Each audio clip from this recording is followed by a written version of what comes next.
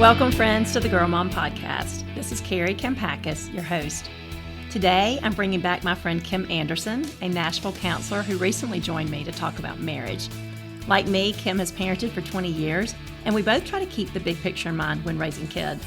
We try to think about who we hope our kids will be at age 30 or 40, and then we work backward to think, okay, how can we cultivate that character now?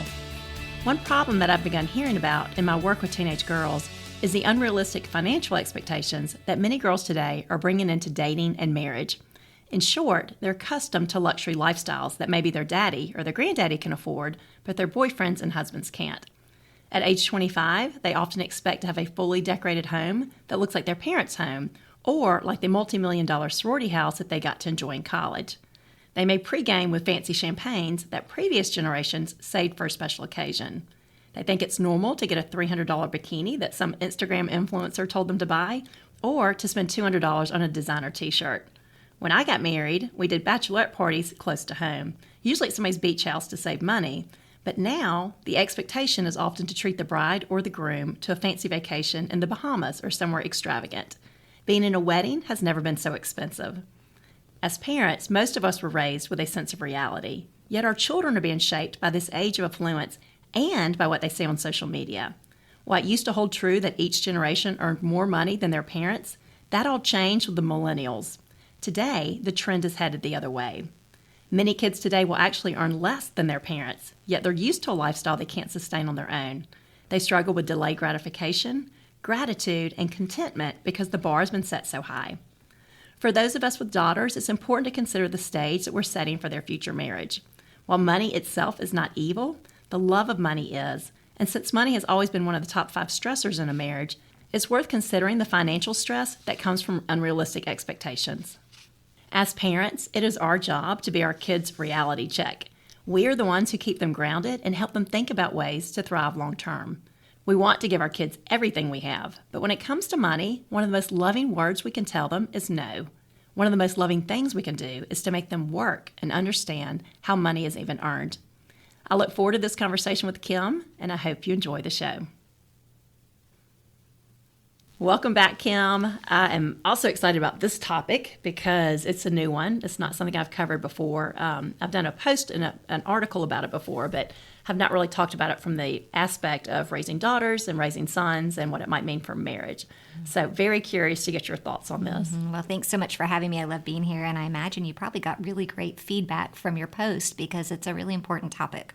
Yes, yeah. And for us, we've got older kids. Our oldest children are, in college, and my youngest is 13, so she's kind of starting in this phase. But I realized that, I don't really feel like we thought much about money and teaching our kids about money when they were smaller. Maybe we should have. I mean, we try to give them realistic expectations, but where I started to see the real shift was when my daughters entered middle school, and all of a sudden they get really social and they're going to lunch with friends, and you're excited because you want them to have good friends, but they're asking for money, and I would give them a $20 bill, but then the next day they want to go to lunch with another friend and they're asking for money, and I was giving them another $20 bill, and then one day it hit me. I'm like, I'm an idiot. I'm just handing them money like I'm a money tree, and they have no concept of where this cash is coming from. Mm-hmm. So that was really the eye-opening experience for me. I was like, I could kind of see where that was headed if I just kept doing that as they grew up. And I'm like, we need to teach them about money, to teach them, how it's earned, why you've got to be wise with it, and you want to be a good steward with it.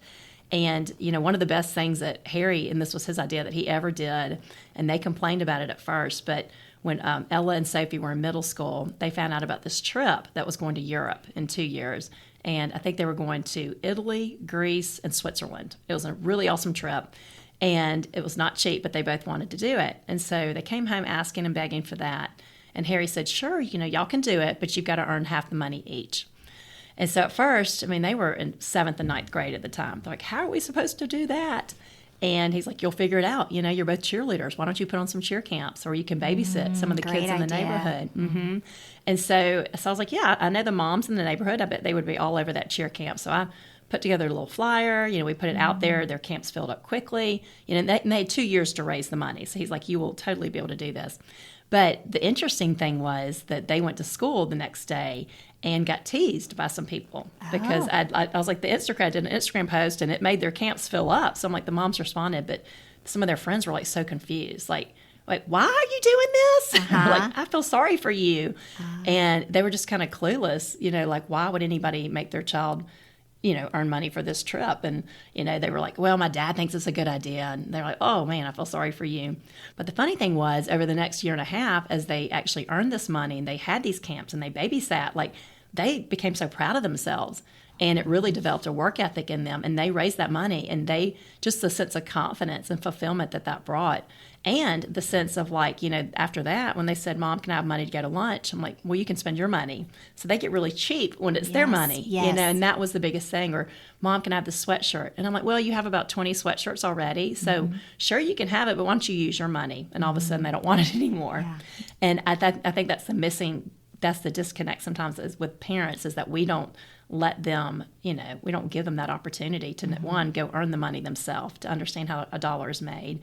And then two, understand like, okay, you had to work 5 hours to pay for this new shirt that you wanted. Was it really worth it? Yeah. We want them to feel that tension, right? Because we feel the tension as adults all day long, right? As we're making decisions. And so we want them to understand the difference between a need and a want. Yes. Right? Do I need this or do I want this? And I still remember back when I was growing up in California, there's olive trees everywhere. And I think, I don't know, maybe I was 9 or 10, and I had the opportunity to go to the neighborhood pool and pick olives all day because they were making a mess at the pool. And so I worked for hours and hours picking olives off the tree, picking them up off the ground. And I scrounged, I don't know, maybe like $9 together. Like, it's what I got paid for my time back then.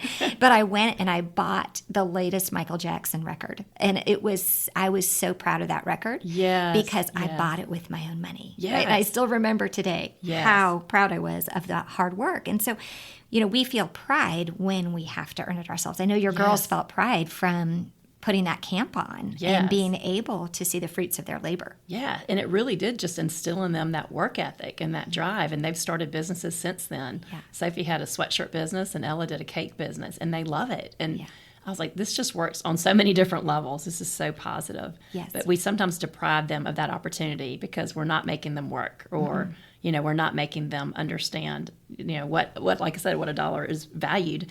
And I have found, even for myself, that our concept toward money has changed so much just with Venmo and credit cards. Like, I've taken cash into some stores and they don't even accept cash anymore.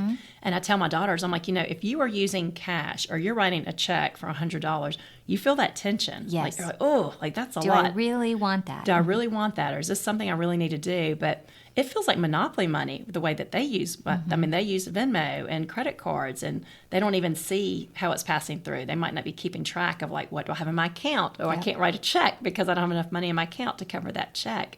And I think those are some of the checks and balances that we had growing up that this generation does not have. And I'll never forget, like, now that my girls have gotten older, and I feel like they do have a much better concept of reality and how money works and not spending more than you have and all of that. That, I remember one of them coming home from school one day. I think they were in 8th or 9th grade, and they were realizing just kind of the culture that they're being shaped by, and that what seems normal around them sometimes. And they were like, this girl in my class was complaining about Christmas, that her mom is only getting her 2 things for Christmas. But she's like, her mom is getting her Golden Goose tennis shoes and a Marc Jacobs purse. So the tennis shoes are $550. Right. And the purse is $350. So that is a very nice Christmas. Very generous Christmas. Very generous Christmas. Yes. But I think that girl is representative of a lot of girls and probably boys today too, that in her mind, she's just getting 2 things because she doesn't understand the value of that $1,000. So that's what we're going to really dig into, because like I said, what I'm hearing about in my work is that a lot of marriages are falling apart early on because these girls are bringing these unrealistic expectations into marriage and to dating, and not even appreciating how hard the guy might be working to take them on a nice date or to give them a nice gift. Yeah, we're parenting against what we want to do is parent against a really strong mindset in our culture, is like this idea that, today everybody has money because they're seeing it on social media. Yes. And they're seeing, social media makes it look like everybody has money, and everybody thinks that they can be an influencer. Right. And so, if we're not careful, we will send our kids into marriage with just unrealistic expectations. And, husbands who feel like maybe they're not enough because they can't provide this level. Yes, definitely. And also too, you think about, they are not really hearing the stories that maybe we grew up hearing. Like we grew up hearing stories about our parents or grandparents who grew up in the Great Depression. Yes. And I'll never forget a friend of mine telling me, and I think of this every time I cut strawberries now, that she said when her grandmother, like she was so frugal, and even when she was cutting strawberries and teaching her grandchild how to cut strawberries, she would get mad at her if she left any red on the stem. Yes. And she was like, why does it matter? There's a little red on the stem. And her grandmother looked at her and said, you've never been hungry. Yes. And those are the lessons that this generation, they haven't survived a war or been through that. They don't have those people teaching them those lessons. Yes. And I even think about Harry's grandparents, and his dad and my dad were both very wise with money. They both taught us how to save and just understand that concept early on. It was one of the best gifts they gave us because we were broke as newlyweds. So it really was a saving grace to be very conscientious of that.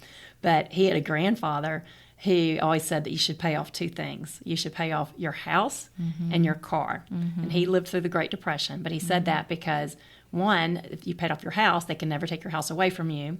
And two, if you paid off your car, you always had a way to get to work. And I love mindsets like that, but it's just so countercultural to the way that our kids are being raised. Yes. Yes. And, I think back to the sacrifices that we made in our early years of marriage, and I'm so grateful for them, but we didn't, we weren't as newlyweds comparing ourselves to everybody else. We weren't looking at everybody else's Facebook posts as newlyweds because Facebook wasn't around. Right. As I date myself. But, we weren't like, oh, I can't believe, Sarah and Steve went on vacation again. Right. And why can't we go on vacation? We weren't going on extravagant vacations when we were newlyweds. And so, they're in this comparison culture where we're looking left and right, whether it's Instagram, whether it's Facebook, whatever, mode you choose. And it looks like everybody else's perfect lives are just freely funded. Yes. By everything. I got a grant for my marriage. Yes, exactly. Yeah, it's so true. And it's so interesting to me how social media has impacted us in so different ways, whether you're a mom or a college student or a teenage girl, like everybody's being impacted in negative ways by the comparisons. But you're right. And I always say, like, Harry and I were broke when we got married. I mean, we went from having two incomes. I had a good job in Birmingham to I moved there and I couldn't find a job that I wanted. So then we decided to go to grad school. So I was like, well, I'll do some freelance writing so I can kind of keep things at home in order and all that. But so we went from two incomes to one. I was using every penny I made to pay my tuition, which talk about making you appreciate your education. I mean, I'm like, I'm not wasting this 1 minute of this education because I'm paying for it and it's not cheap. But we were so broke. But, I always remember that first Christmas we had because we agreed to not get each other gifts. Like we have no business spending extra money. We were like, I was dating my bills. Like that's how broke we were. I mean, like, please, like I can mail this on March 15th. But I remember that Christmas, he got me a nice gift and I had gotten him a nice gift. And it felt like the gift of the Magi. Yes. But it was so sweet. And I look at that necklace still now and I'm like, I'd appreciate it so much because it was such a sacrifice for him to do that. And then I had done the same thing and we both were like, we just couldn't not get each other something. And again, I think those are the things that are missing in our culture. And I mean, I want my girls, obviously I want them to, have enough to be, I want them to be able to have a job that they can provide for themselves. I want their husband to have a good job, all of that. But, whoever you marry, it's for better or for worse. And it should be somebody that if you're rich or poor, you truly could be happy with them in either situation. But, for a lot of them expecting to start off with this luxury lifestyle, like for us, I was glad we started off broke. Like I think it was the best way to start a marriage because it just proves that we really loved each other. And that was enough, that we worked our way up and worked hard. But I think a lot of people are missing that in a relationship, and it can be such a key component. Yes, 100%. So what we're going to do is we're going to talk about, 4 ways to prepare our girls for financial success in their marriages. And a lot of this applies to boys too, but we're really focusing on the girls here. And because a lot of my listeners are girl moms and they're guiding their daughters. And these are just some things to think about and see what does or doesn't work in your home. But the first way we thought about, setting our girls up for success in marriage and realistic expectations, financially speaking, is to teach them gratitude. Yeah, absolutely. Having gratitude is just such an important component, and it really gives us clarity about our finances, and it gives us clarity about our relationship. When we're focusing on joy and we're focusing on our blessings, then we have less time to focus on all the things that we don't have. Yes, exactly. And, something that I hear a lot from boy moms is that, my son spent all this money on this date with a girl, and he had to earn the money because they were trying to teach him to be responsible with money. And she just didn't even say thank you, didn't even acknowledge it. And I think that can happen when you're so accustomed to going to a fancy dinner or being treated that if you're not being taught gratitude or you don't know gratitude, then it's just totally going over your head what somebody sacrificed to do that for you. And that is not the way to start any relationship. And so that's something that I think as moms to really ingrain that in our daughters, that, and especially if mine are dating somebody and, their boyfriends, they've had several boyfriends that are really good about paying for everything. But I'm always like, make sure you pay for it. It's like, take them to dinner and you pay for it. Like, don't, make sure you treat them because they've treated you so much, and just to show a little gratitude. Absolutely. As a girl mom and a boy mom, it's so interesting to be on both sides of it. And I didn't grow up with brothers, so I didn't really see what it was like to grow up as a young man.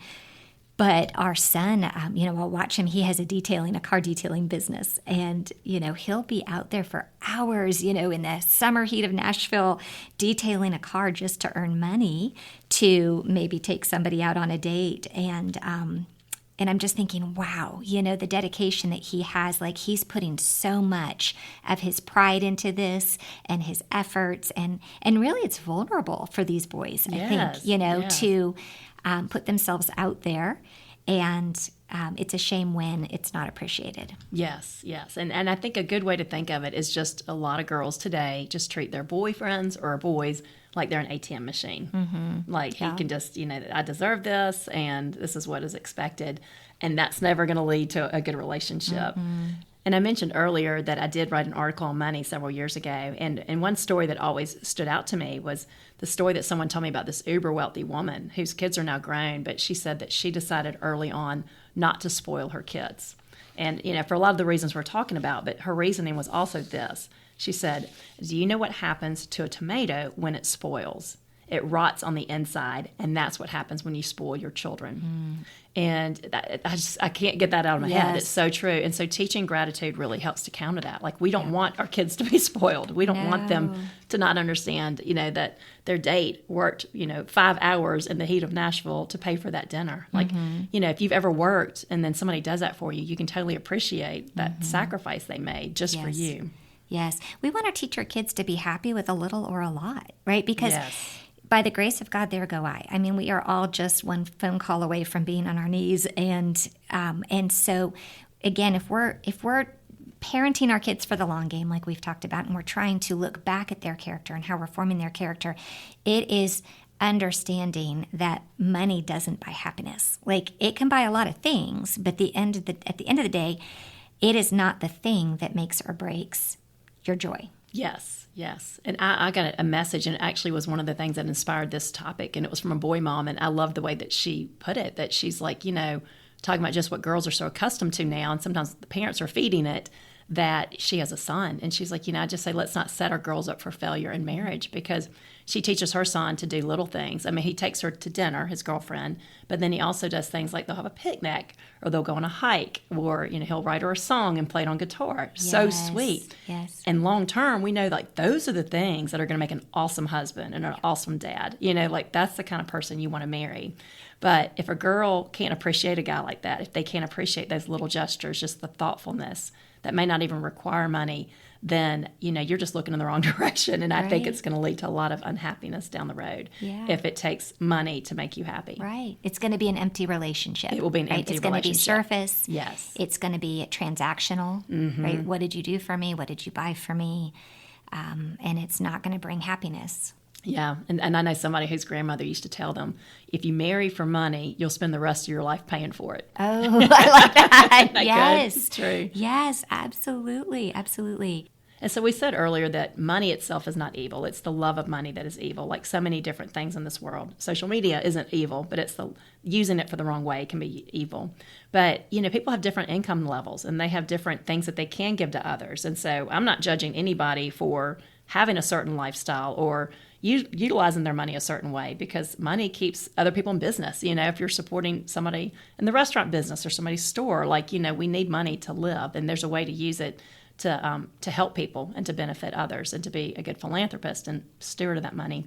But, something that I do think about in teaching our daughters appreciation is just whatever their date is doing or their husband is doing, is just, making sure you're grateful for it. But something that stood out to me recently, and I loved that the girls were so grateful and that they recognized what the boys did. I think because I'd been getting some emails hearing about girls who didn't recognize what boys had done on dates. But Ella and 3 of her friends recently went to a New Orleans formal with some of their ATO friends. And these guys, the sweet part is that none of them are dating. These are all platonic friendships, girls and guys who just enjoy spending time together. And that's what's so sweet, is the boys were not trying to get something out of it. They were just being gentlemen. But the girls came home from that weekend and they were just bragging on these boys. Oh my gosh, they just went above and beyond. They were blown away that the week before they went, they asked the girls what their favorite music was. And so they gave it to them. Well, they weren't sure why, but they gave that to them. And anyway, Saturday night of the formal, they go outside and there's a limousine waiting for them. And they get in, and all their favorite music that they'd given them is playing. They played that throughout the night in the limousine, which they were so touched by that gesture, so sweet. Then they took them to a nice dinner at Commander's Palace, which they were just blown away by that. Then they went to the formal. But then what they were so also blown away by was just that they were such gentlemen. They're they would not, let us carry our bags. They paid for all of our meals. They wouldn't let us do anything. And so these girls came home and for weeks, we got to do something for these guys. They were so appreciative of what they had done. And I thought, that's how it works, when you're appreciative. And so finally they kind of talked, what should we do? What should we do? It's, boys are hard to buy for in the first place. And so they decided, they found these big Yeti cups, and they got the ATO emblem imprinted on it. And that was their gift back to these boys. We got to do something. And I just thought about it. I was that's how a good relationship works. Somebody does something for you, whether it's big or small, and you're grateful, you acknowledge it, but then you're well, now I need to do something back. Yeah. And it's just that give and take. It's that investment. It's that, yes. And it's that relationship of having 2 givers rather than one person giving and the other person just being a taker and expecting it. Yeah. It is, and it's like this synergy of joyful giving, right? It's the opposite of this "what about me" selfish heart that we talked about in the marriage episode, right? Where we make it all about us. It's how can we really give and just show honor? Yes, it's so true. And somebody might not have anything; they might not have much money to give, but they've got a gift to give, or some time, or something. Just write being appreciative. Yes, exactly. Okay, so what's another way we can help our daughters just to be appreciative of money? Well, it's so important to help them clarify their identity. And I think that's where we get lost so easily is, where do we get our value from? Who defines our value? Is it from the fancy bag, the Golden Goose shoes, the private jet? You're right. Where does it come from? Because again, money's not evil. It's just when we get our value from materialistic things that things start to fall apart, because that's a lose-lose situation, right? We cannot win when that's where our value comes from. So when we're living according to our values, we're not distracted by what other people think, right? We're not getting caught up in the comparison game, that comparison trap that we can fall into. And so also, what's their purpose? So where do they get their value, but what's their purpose? And when we're focused on our purpose, we're not distracted by the image that we portray. We know what we're here on this earth to do. We're here to live, to bless others, not to impress others, so to speak.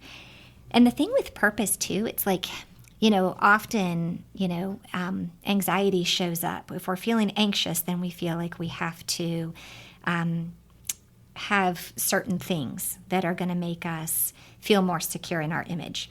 And when we are focused on our purpose, then we aren't caught up in the anxious feelings, right? Anxiety is lessened in our spirits when we're focused on our purpose. Yes. And I heard it once said that, think of yourself as a creator and not a consumer. Ooh, I like that. Isn't that good? Yes. And I think that's the disconnect, is we are just, I want these jeans, I'm a consumer. When you're always buying, when that's your mode, you're not creating anything. You're not putting anything positive into the world. Yes. But if you switch your focus and think, okay, and this is how a lot of businesses get started. Well, I want those jeans, but I can't afford those jeans. So maybe I can go make something, or I can go make this or create this since I can't afford to buy it. And, you know, the less, I read this somewhere too, that the more money your child has or that you have, the less resourceful you become. Yes. And that makes it an obstacle. Yes. Because you got to get creative. When you don't have, I can't just go buy all these things that I want. I got to create it. Yep. And that's really a switch in our mindset. And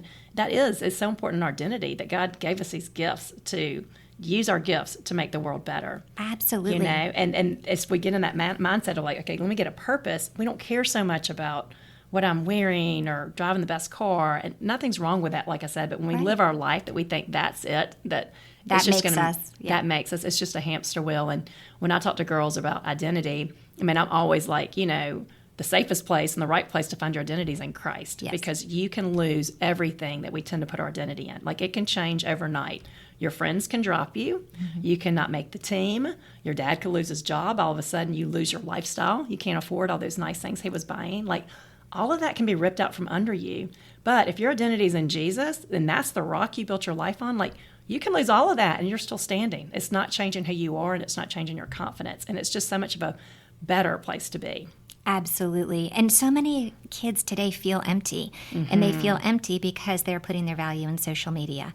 How many likes did they get? How many followers do they have? Why did she post on her post, or why did she comment on her post but not on my post? She must like her better. And so, again, having that purpose does combat anxiety. And it helps remind people that, you know, we think, a lot of times we think that things will make us happy, rather than our relationships that we're creating, to your point. It makes me think of a friend who was talking about her daughter who was going out somewhere. She was going to a birthday party or something, and she said, I can't wear that same dress because I've already worn that dress in a post before. And my friend looked at her and she said, you are not an influencer. But they all feel like influencers. But they all feel like influencers. Yes. So again, your identity is not in which dress you wore in the post, right? Your identity is in Christ. And if we're looking to the left and the right, we're never going to be fulfilled. Yeah. And even going back to who you choose to marry, if your identity is in superficial things, or those that who is going to have a private jet one day. And I've heard a girl tell her husband that they're no longer married, but, you know, she wants a husband with a private jet. Which is kind of crazy to me. I bet they're not married. No, they're not married. You know, and you know, the mom was telling me it's crazy how you can come from the same socioeconomic group. They both thought they were on the same page, and yet get in the real world, and their ideas of money were so different. Mm-hmm. And like I said, I think we parents, we can do our kids such a disservice if we're teaching them to find their identity in these material possessions, and then all of a sudden you're marrying. It's not just the person you love; it's the person who can give you that lifestyle. Yeah. And it might bring fulfillment and joy for a while, but it won't last. And something that always stood out to me was this quote from Dr. Meg Meeker. She said this in Strong Fathers, Strong Daughters, and I love this. She said, if you teach your daughter that happiness requires a bigger house, a higher salary, more cars, a boat, and expensive vacations, she will marry a man who constantly leaves home to do the same. People who are dissatisfied with their material possessions can become dissatisfied with who they are and who other people are. After your driven son-in-law gets the other stuff that he wants, he might want more from a wife, perhaps a smarter, quieter, more assertive, or more attractive wife. Don't set your daughter up for that pain. Show her the truth that the most important part of our lives is our relationship with loved ones. And it goes back to what you're saying, like what's going to bring the most happiness. And even there's this study has resurfaced recently. It's like a 80-year study done by Harvard researchers of what brings happiness throughout life, the most happiness. And more than money or fame, it's warm relationships. Mm-hmm. And I think that's what this generation is missing. Yeah, it's our connection with other people. Mm-hmm. And sometimes we buy the lie that to be connected to other people, we have to look impressive. Yes. And it's really our presence with them that creates the connection. And I think the true test of a friendship is if you don't need a lot of money to have fun. You know, if you think that you have to have tickets to the best concerts, or you have to go on this vacation to like really prove your friendship, like that's what you and your friends have to enjoy each other, then I'm like, that's based on some superficial things. Yes. But true friends, you don't care where you are. I mean, I even have a friend that she and her sorority sisters used to do their little annual girls trip, and she realized, she was like, you know, we're all saving money for college, and we end up just talking the whole time. We really don't even get out that much because we stay in our pajamas and talk. So she started doing it. She had her husband and their kids went out of town one weekend. So she's like, I hosted them here in Birmingham. Great. You know, we're not like a crazy, you know, we're not a luxury destination, but, she was like, we just ate good food. We had wine. We stayed in our pajamas all weekend. They just loved being together. And I'm like, that's the test of a true friendship, and that's a true relationship. And I think that's what we want our children to have too. Absolutely. Okay, and so what's another way that we can help set our daughters up for success in marriage and teaching them to be grateful for money? Yes, well, this is kind of looking at the parents, as we need to be responsible examples. Here's the thing, our kids are watching us and they see our values, and our actions speak so much louder than our words. And so we need to stop and do a self-examination of where does our value come from, right? Does our value come from the bag we're carrying, or the car we're driving, or the impressive trips we're taking? Or does our value come from these connected relationships? Does our value come from the Lord, right? Because when our value comes from Christ, then we don't have to hustle for our worth. It's that simple. Mm-hmm. So we want to expose our kids to reality, right? We want them to see life outside of social media, because social media is not real. So one of the best ways we can do that is be a family that volunteers together, be a family that serves, go on mission trips, right? Like, get out into the world and really understand what relationships are about and the joy that is out there apart from materialistic things. Yes, and I hear so much about families that have done mission trips, that their biggest takeaway is when they go to a community where the people have very little material wealth or no material wealth, yet they are so much happier and more joyful than they are, or what they're seeing in their own community. And it just hits you that, when you rely on God like that and you don't have these material things to bring you happy, you have a spiritual wealth that is so much better than a material wealth that people might have. Yeah. And we lose sight of that. Yeah, it's so easy to get into a scarcity mindset. Again, I'm just pushing back to social media, but I think that's really where this enormous shift happened. Yes. Is this idea that they've got it all together and I don't. Right? Versus we're limited in our resources, but we've got the joy of the Lord. And that is what sustains. He is the bread of life. Yes, yes, yes. And, something to think about too is, as being responsible examples. And, we live in an age of affluence, and some people, it's crazy. I guess it was in the 90s it started.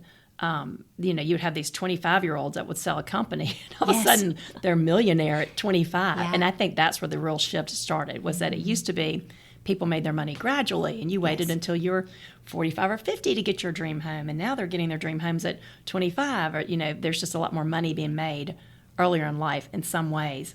And obviously that's not the case for most of us. That's not what has happened in our family, but we do know some people that has been the case. And my husband has a friend who was in the computer business, and he sold his company. I guess he was probably about 30. He was young for a lot of money, and he had children at the time. And they did this family business seminar, and basically they were just giving them all this advice on how to raise their kids to be normal. And his biggest takeaway from that seminar was they basically told them that, if you want your kids to be normal, just don't let them know how much money you really have. Mm-hmm. Don't act like you're a money tree. Don't live at the same level of income that you have. Don't, buy everything that you want. Like, live below your means. And if you want your kids to be normal, like, that's what you need to do. Mm-hmm.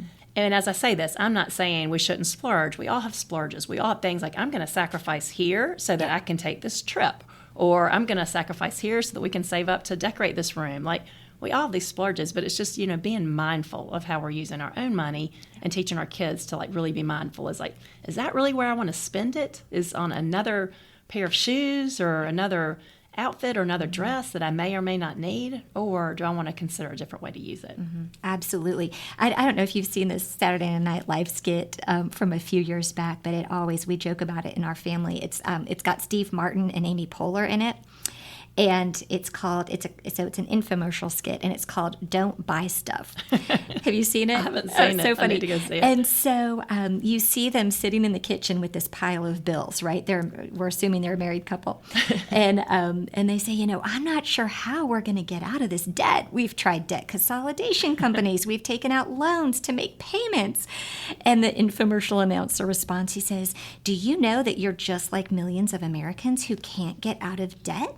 That's why I wrote this book, Don't Buy Things You Can't Afford." And so they look at each other and they're confused, and they start reading the book, and they're like, "Oh, oh, so if you don't have any money, you shouldn't buy anything? And he's like, uh-huh. And they're like, what if we want something, but we don't have any money? And the announcer says, then you shouldn't buy it.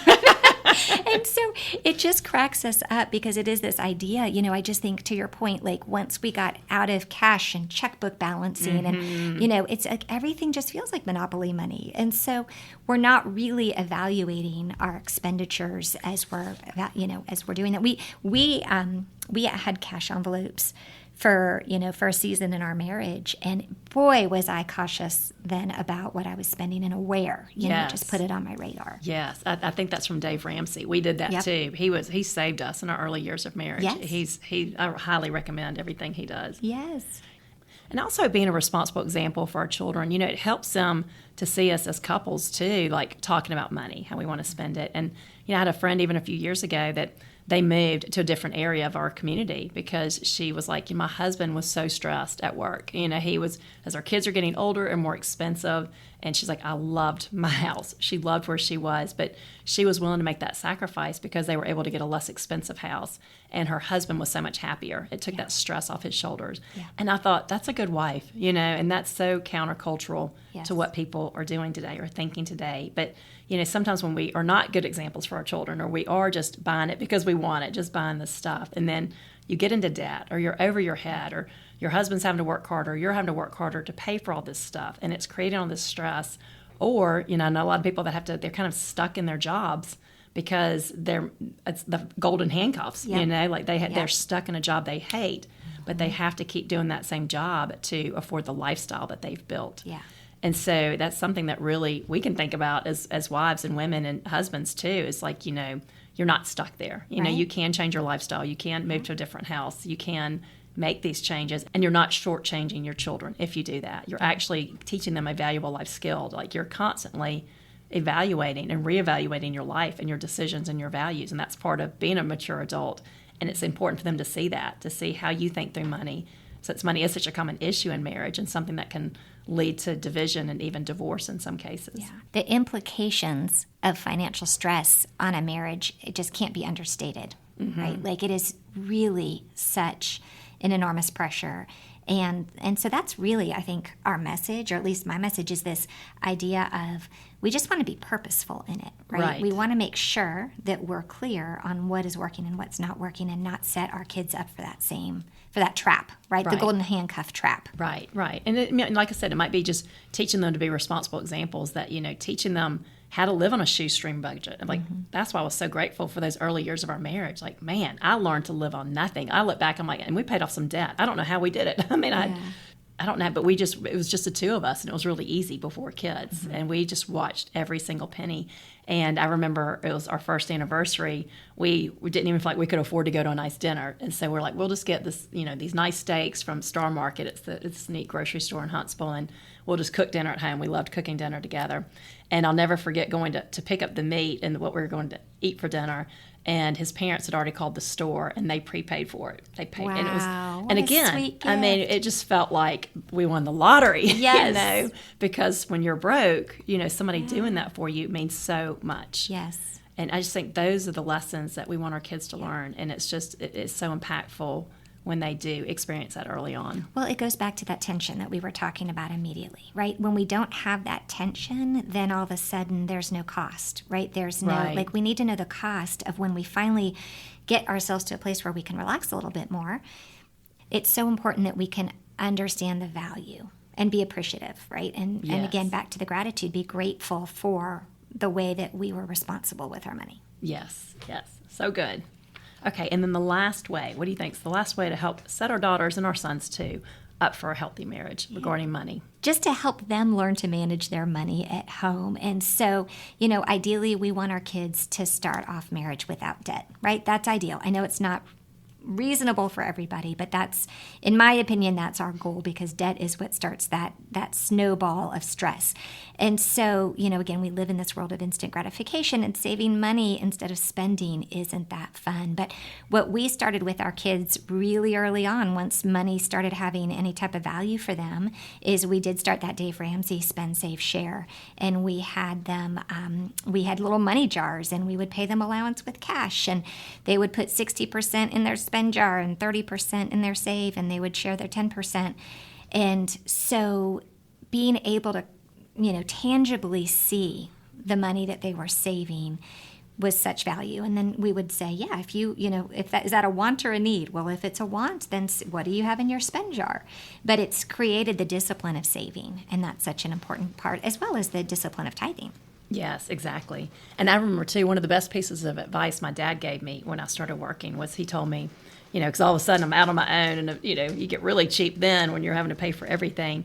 He said, always have 6 months of living expenses saved up. Yeah. 1, you never know what's going to happen. You might lose your job. And then 2, he's like, you want to, if your boss asks you to do something immoral or whatever, you want to be able to leave that job. Yeah. Like, you don't want to be tied to something that you don't believe in or that's not right for you. And I always thought that was such a good lesson too. It's just, again, teaching them to manage money, to save, and to have something saved for a rainy day, because it's going to come, or it might be your air conditioner goes out and all of a sudden you got a $3,000 expense there. But and I know a lot of people. I have 2 friends that started marriage with their husbands both had $100,000 worth of debt from grad school, or I think they had to pay for college and their grad school. So it was stressful, but it taught them to be good stewards of their money. Yeah. And then once they were finally out of that, they were able to be wise with their money. Mm-hmm. But it adds stress. It's better to not start off with that because it took a long time for them to work through that.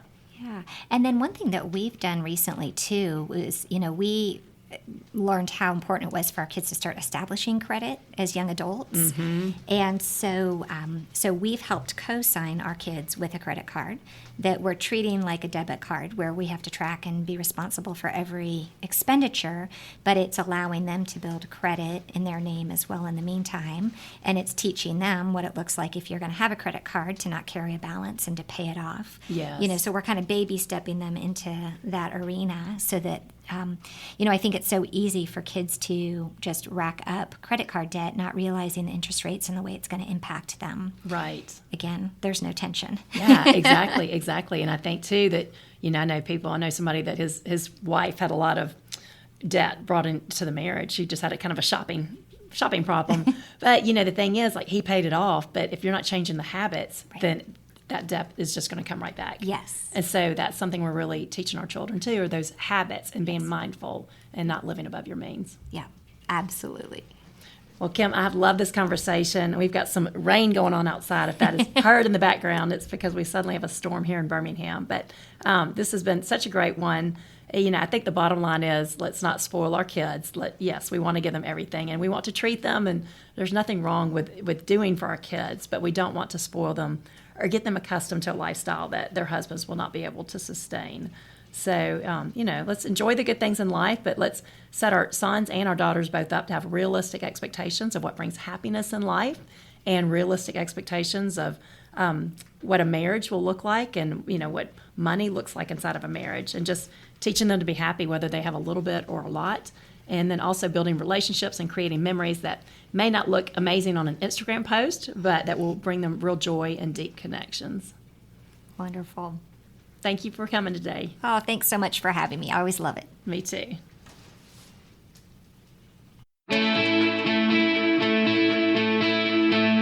Friends, thank you so much for tuning in today. I'm so grateful to have you here. And if you enjoyed the show, please follow the Girl Mom Podcast on iTunes or wherever you listen, and leave a ratings or review so others can find these messages too.